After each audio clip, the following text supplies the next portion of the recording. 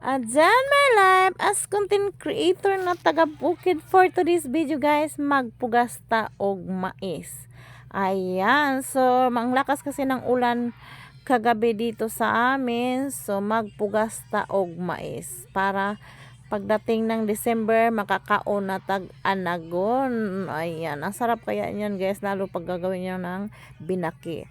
Ayan, so ang pagbugas namin diyan, tingnan niyo guys, mano-mano, tig dalawa ang nilalagay ko diyan. O, di ba? Sobrang init na kasi tanghali na kami umakyat diyan. O, di ba? So ang kabukid niyo, tanawa, porte init.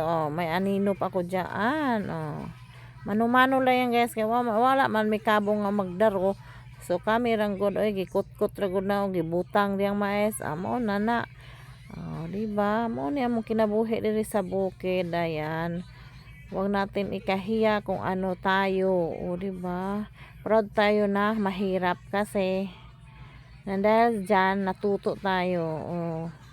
Di ba? Marami tayong alam, hindi talaga tayo magugutom pag marami tayong alam. Katulad niyan, magpugas, magtanim og gulay, di ba tan-awa na mong okra diha tagas na. Naka gulay na pud mi ang okra na mo diha guys. Among upo nakauta na pud mi. Di ba pag masipag jud ka mananom diri sa bukid, di jud mo magutom.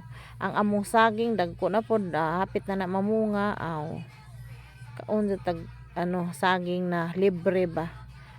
Yan yan lang ang kaibahan diri sa bukid guys, kay makakaon jud kag libre pag kuan lang ka, masipag lang jud ka magnanom. Di ba? Paa akong gikuan na guys, akong gitabunan. Akong partner ang taga kuan, taga kutkot, tapos ako ang tagalagay ng mais. Di ba? So dali ra jud mi mahuman ana kay duhaman mi. Magtinabanga jud para kuan.